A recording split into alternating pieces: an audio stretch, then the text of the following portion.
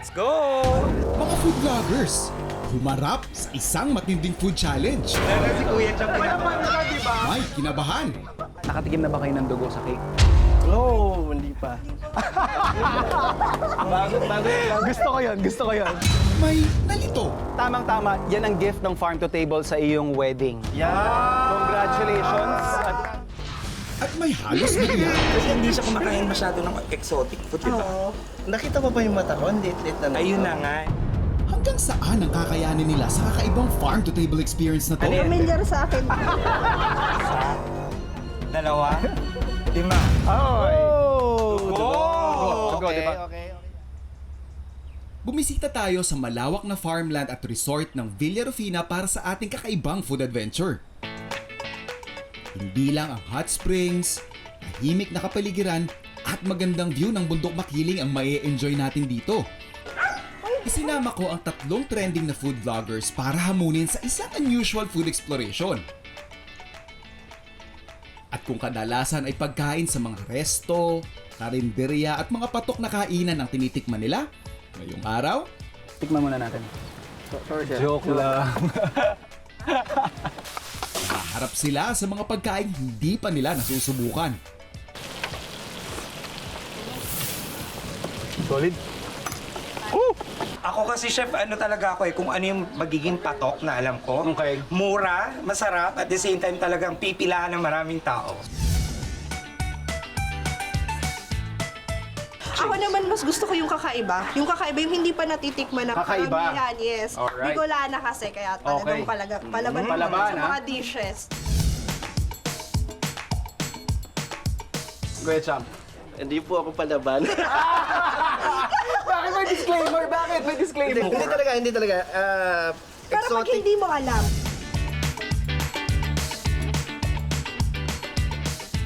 Ang tanong, kayanin kaya nila mga ingredients na ipapakilala ko sa kanila? Let's find out! nakabahan ako. Palaban ka, di ba? Palaban ka eh. Bicolana, di ba? Bicolana eh. Bicolano rin ako. Laban. Okay, laban. Familiar naman kayo. Si Kuya Cham. Kuya Cham, bakit ganyan yung tsura mo? Tingnan natin. Oh, Pikit na. Parang Kuya- naamoy ko na siya. isa lang yung naaamoy mo na yan. Sige nga, Boom, ikaw nga mag-open. Mag-reveal ng ating first ingredients. Okay, bibilang ako ng 5. Isa, 2, 5. Ay! Wow! Dugo, di ba? Okay, yan. Pag nakakita kayo ng dugo, anong typical na naiisip ninyong Dinuguan. dinuguan, of course, Dinuguan talaga. or Betamax, yung mga street food? Nakatikim na ba kayo ng dugo sa cake? No, hindi pa. Hindi pa. Bago yan. Gusto ko yun. Bago yan. Totoo ba? Meron, chef? Yun nga yung papatikim natin sa inyo. Mamaya, I'll be serving you guys pork blood cake. Nakita ko sa mata ni Kuya Chang, kinakabahan.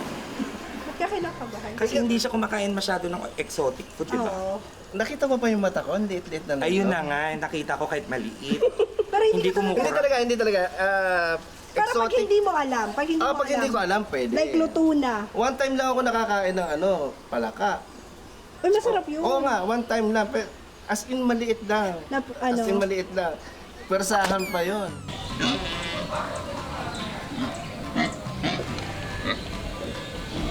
Siyempre, hindi makukumpleto yung menu natin kung wala tayong starch or parang pinakakanin. And eto, kadalasan nga, pag sinabi natin kasing dugo ng baboy, Betamax, dinuguan, yun talaga namang naiisip nating dish. And para maiba lang din, gagawa tayo ng savory cake, pork blood cake yung gagawin natin. Chopped garlic goes into our bowl. Andyan na rin yung ating malagkit. Preferably, pag gagamit kayo ng malagkit or ng bigas, mas maganda kung masusok nyo yan overnight.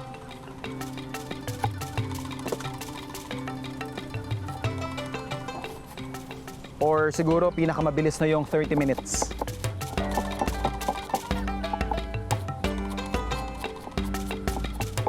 So, ganun lang yung pinaka-ingredients natin. Leeks, bawang, syempre yung malagkit. Season lang natin. Ang konting salt. Siyempre, paminta. And yung ating dugo.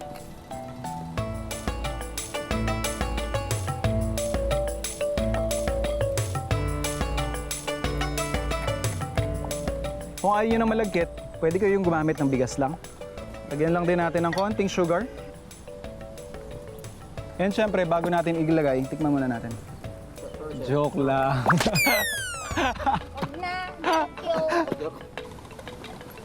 Pwede na natin ilagay sa ating pinakamolde. Pwede kayong gumamit ng kahit anong mold. In this case, bowl yung gagamitin natin kasi ito yung pinaka-swak dun sa steamer natin. Cover lang natin ng cling wrap. Okay, pwede na natin lagay sa steamer.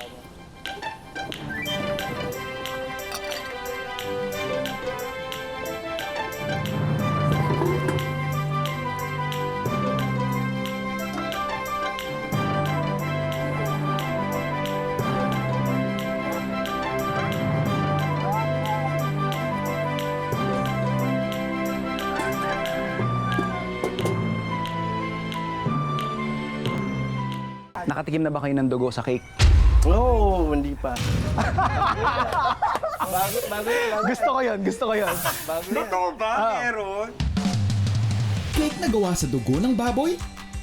Mamaya matitikman ni na Kuya Champ, Boom at Chinks ang ginawa nating pork blood cake. Nauna pa lang sa mga food surprises natin para sa mga kaibigan nating vloggers. So ito, sourced dito mismo sa farm. Kasi yung isa sa specialty nila dito is yung pag-aalaga ng livestock. Okay, and I think this is one of those techniques, not really dishes, but yung culture natin as Filipino na nagpapakita kung gaano natin pinahahalagahan ang bawat ingredient. So wala tayong tinatapon. Yes. So ito yung ating lamang loob. Yan, lamang loob ng tupa natin yan. Tupa. So pag ganyan, typically anong mga naiisip ninyong dishes? Papaitan. Papaitan. Ayan, actually, andito pa yung Ay, abdo. Dinuguan. Dinuguan, pwede rin. Yan Ayan, yung mga liver na yan, adobo. tama-tama, di ba? So, gagawin lang natin siya ng, siguro, different take. Not the usual flavor combinations that you get to taste with innards. Or lalong-lalo na yung pangpapaitan. Kasi pag nakakita ka talaga ng laman loob ng kambing or ng baka or ng tupa, pag Pinoy kasi, papaitan yan. Or sinanglaw. Mga ganong dishes yung talagang may isip natin. We'll be doing, siguro, somewhat exciting. Ice cream. Gusto mo? Try natin. Ice cream ngayon. Dessert naman. Dessert naman. Pa-extreme tayo na pa-extreme. Hindi, sweet and spicy lang.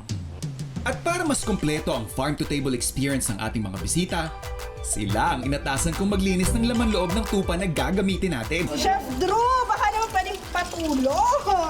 Responde po, Chef Drew. Hindi Kailangan namin alam kung tama ginagawa. Tama ba ginagawa namin? Chef, question, gaano katagal to lutuin? Mga estimate. Di ba papakuluan pa to? Yes po. Sa ganitong siguro mga 2 to 3 hours po kulaan ko ni Chef. So napalambutan natin ng maganda yung ating lamb innards. So ikakat lang natin into portions. So ito yung parang pinakatwalya, ito naman yung puso. Siyempre yung baga. Ito naman yung atay.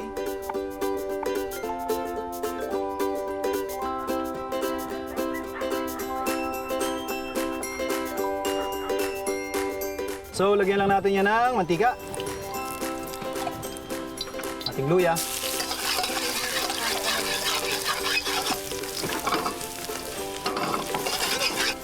Yan yung ating bell pepper. Honors. Ikaw nga. Pero Medyo ano sa on the tingin mo? unusual side ang food adventure Dalawa. natin ngayong araw. Lima. Ay! Dahil hinahamon natin ang mga food vloggers na sina Boom, Chinks at Kuya Champ na subukan ang mga pagkaing hindi pa nila natitikman sa kanilang mga ginagawang content online. Nakapagluto na tayo ng cake na gawa sa dugo ng baboy.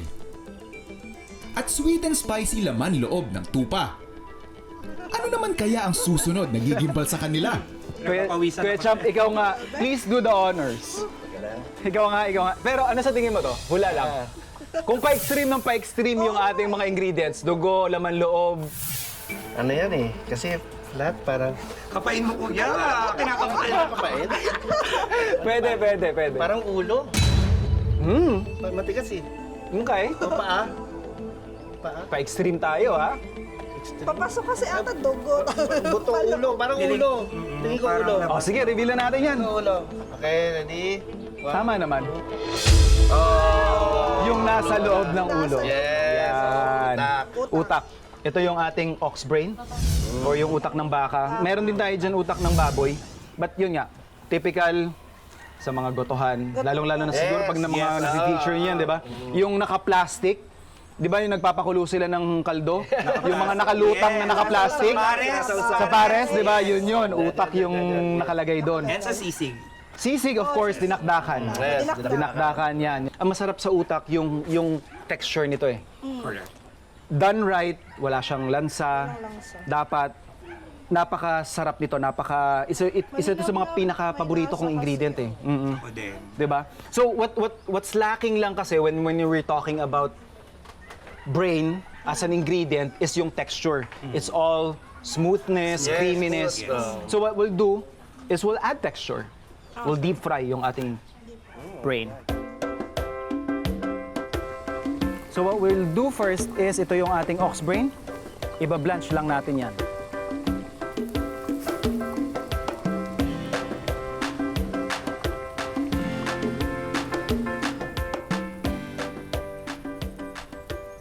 So kung mapapansin niyo, kaya natin siya binablanch is kagaya nito, kumpara dito sa fresh na brain, na ox brain, is malambot siya.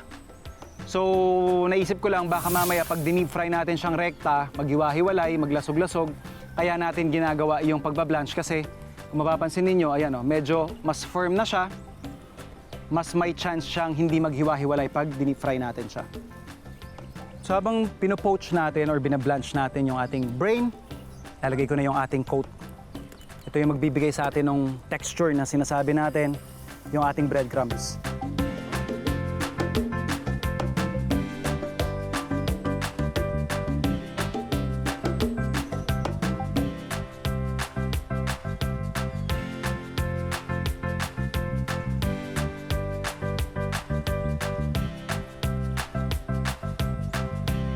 So, re-relax lang natin yung ating mga breaded na brains. Pakulo na tayo ng mantika.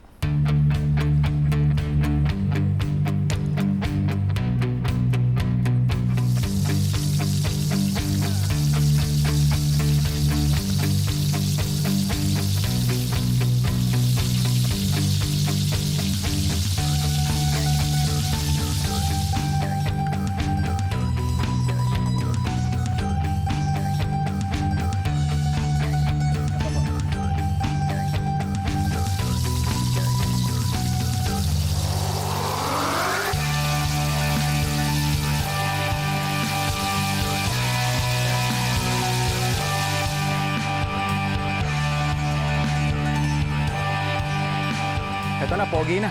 Sino mag-aakala na utak ng hayop to? For the sauce naman, kailangan natin partneran to ng masarap na dip. Yung pinagpakuluan natin kanina, yun din yung gagamitin natin pinaka-base. So yung stock natin, pabubuluwakin natin yan. And yung parang pinaka magpapalapot dun sa sauce natin, gagawa lang tayo ng slurry. Konting salt, pepper. And to finish off yung sauce na ginagawa natin, magdadagdag lang tayo ng suka para lang mabalanse yung creaminess na meron yung ating fried brain.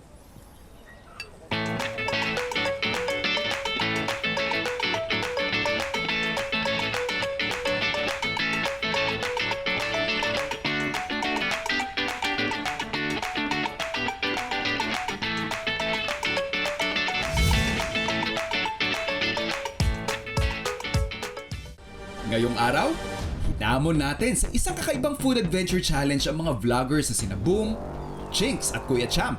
Isa, dalawa, lima. Oy! Pero yung huli natin,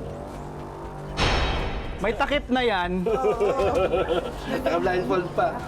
Chinks yan. Okay lang? Okay lang. So yan, i-reveal na natin para kay Boom at saka kay Kuya Champ. So, pwede ko hawakan. Of course. So yan. Walaan, Char. At saka tamang-tama, yan ang gift ng Farm to Table sa iyong wedding. Yeah! Congratulations! So parang ano siya? Haba, oh. Ano lang, ano? Teka. Ano lang, ano? Ano? Ay! Related. Teka, bubuuin ko para sa'yo ha. Sige po. Bubuuin ko para sa'yo. So yan siya. Alam ko na. Ano yan? Familiar sa akin. Familiar sa Paborito ng lahat, di ba? I mean, soup number 5. Yes. Yes. Bat and ball sa ibang lugar. Oo. Or pag foreigner tayo, mountain oysters. Ang tawag nila dito, prairie oysters. Basically, dahil dito nga, hindi naman siya kasing texture, pareho ng texture ng oysters. Pero siguro yung itsura niya, yan. Yun, kaya natin siya actually regalo for Chinks. Ay, sa akin, Dahil sabi nila may aphrodisiac effects daw ito. So, hello, mister. Pero ang galing ni Chef, no? Talagang sa'yo tinapat yung Oo nga, mahaba. dapat sa'yo. Pero dapat kung ako yun, isang ganun pa lang, manginginig na talaga. Feeling ko- Gets ko na agad.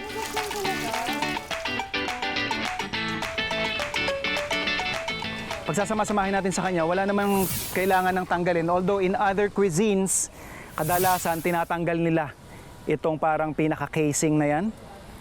But the way we do it dito sa Pilipinas, rock and roll na, sabay-sabay lang natin siyang palalambutin. And sabi nga natin kanina, nung pinakilala natin to kay Chinks, may aphrodisiac properties ito. But we're actually gonna make it, well, healthier in a sense kasi magdadagdag tayo dito ng sibot. Very aromatic, parang medicinal yung amoy niya. So pag inamoy mo siya, yun nga, may pagka-herbal yung aroma niya. So, dadagdag lang natin. Lagay din tayo ng sibuyas. And yung ating luya. Kung mapapansin ninyo, pinupuno natin siya ng aromatics, ng mga ingredients na somehow magtatanggal dun sa medyo may funk kang maaamoy sa kanya. So by doing this, matatanggal natin yon and mas magiging, kumbaga, pleasurable or mas masarap doon sa titikim. And lagay din tayo ng bawang, of course. And syempre yung ating leeks. So normally, for this ingredient, it would take us hours to prepare. So siguro bibigyan natin to ng mga 2 to 3 hours and then we'll finish it off ng isang mabilis na gisa. But first, season muna natin to ng salt and pepper.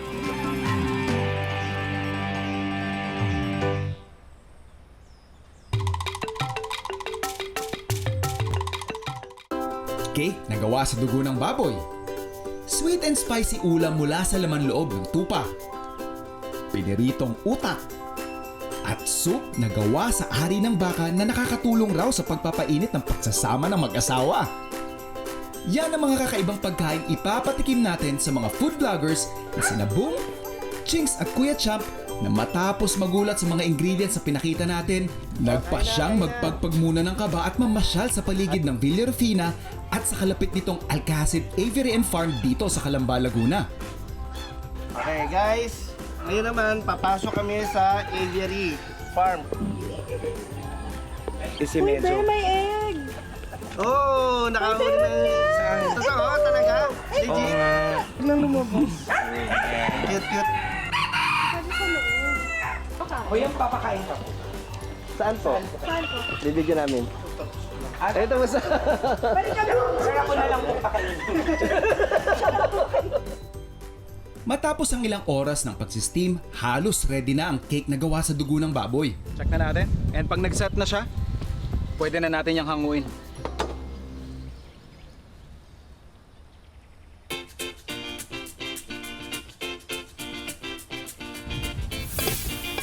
There's bread. Ang init!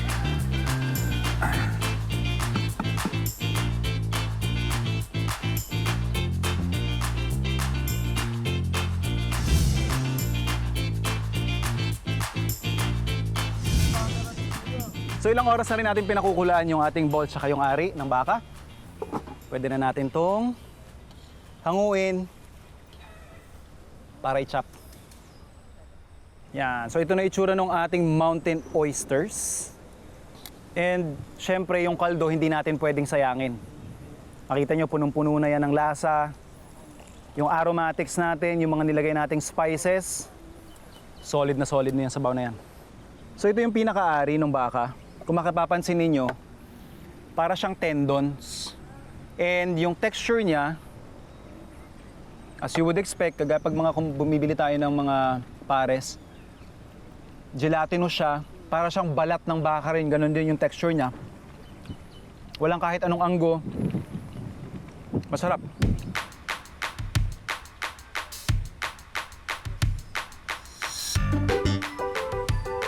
And ito na itsura nung ating mountain oysters o yung pinaka-balls ng baka.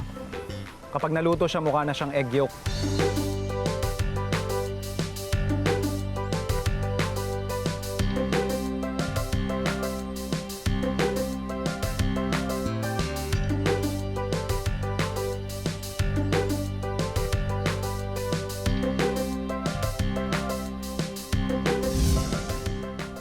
Ngayon, oras na para ipatikim sa mga bisita natin ang resulta ng pagluluto ng mga ingredients na nakita nila kanina. At syempre, kasama rin sa mga tumanggap sa ating Food Adventure Challenge ang owner ng Villa Rufina na si Sir June Alcacid. Ito na, moment of truth. Yan. Yung first dish na ipatitikim ko sa inyo kanina, yung pinakita natin, mountain oysters. Ganda ng pakinggan, di ba? Mountain oyster soup. Ayan. Please enjoy. Ano siya, nalalasahan ko yung taba ng bulalo. Texture, no? Panalo, no? Panalo. Para sa tendon. Mismo. Parang tendon. Yung tendon na sinasabi ninyo is ang are. Yun yun. Yung pinak.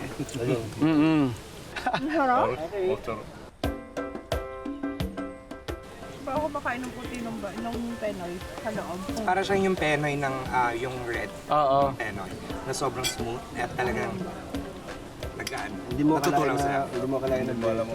Di ba? Utak ng baka. Pwede mo pa siyang i-push, di ba? Especially kahit ito, kahit ganyan, pwede mo nang sosan yan ngayon ng Actually, menudo or kung ano man, di ba? Gusto ko yung pagsubo mo, yung anghang, kaagad. Pero hindi naman yung anghang na nanununtok. Oo, napagpapawisan ka na agad. hindi. Oo.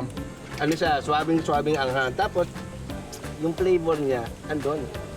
Anghang tapos, ay, naku. tapos nawala yung langsa niya, chef. Oo, ang galing. And na-retain mo yung lasa nung... Ang galing. Grabe naman, chef. 3 klase ng sili ginamit mo.